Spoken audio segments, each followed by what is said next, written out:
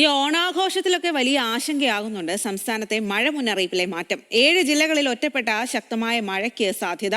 ആലപ്പുഴ ജില്ലയിൽ കൂടി ഇപ്പോൾ യെല്ലോ അലർട്ട് പ്രഖ്യാപിച്ചിരിക്കുകയാണ്. സനിസ ശോഭാചന്ദ്രൻ വിവരങ്ങളുമായി ചേരുകയാണ്. സനിസ, കഴിഞ്ഞ ദിവസങ്ങളിലും ഇന്നും ഒക്കെ പലയിടങ്ങളിലും ഇത്തരത്തിൽ മഴയുണ്ട്. ഈ ഓണാഘോഷത്തിന് വലിയ തരത്തിലുള്ള വെല്ലുവിളിയാണ് ഇത്തരത്തിൽ ഇങ്ങനെ മഴ പെയ്യുന്നത്. അപ്പോൾ നിലവിലെ മുന്നറിയിപ്പൊക്കെ ഏത് രീതിയിലാണ്? അതേ സ്വാതി, രാവിലെ തന്നെ സംസ്ഥാനത്ത് പലയിടങ്ങളിലും മഴ ഉണ്ടായിരുന്നു.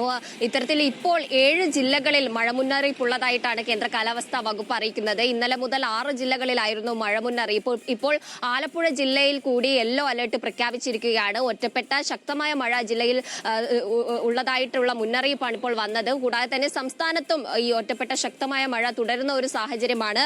പത്തനംതിട്ട, കോട്ടയം, എറണാകുളം, ഇടുക്കി, കണ്ണൂർ, കാസർഗോഡ് ജില്ലകളിൽ യെല്ലോ അലർട്ട് തുടരുന്ന ഒരു സാഹചര്യം കൂടിയാണ്.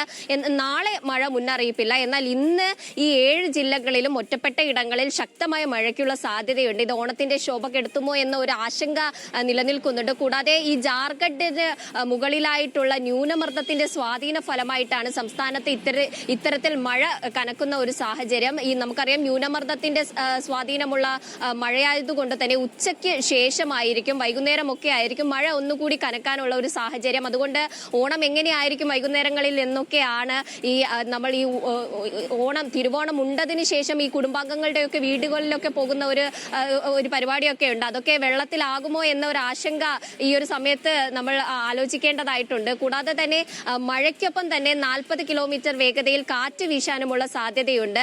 കൂടാതെ ഇടിമിന്നലോട് കൂടി ഉച്ചതിരിഞ്ഞിട്ടുള്ള മഴയ്ക്കാണ് സാധ്യത.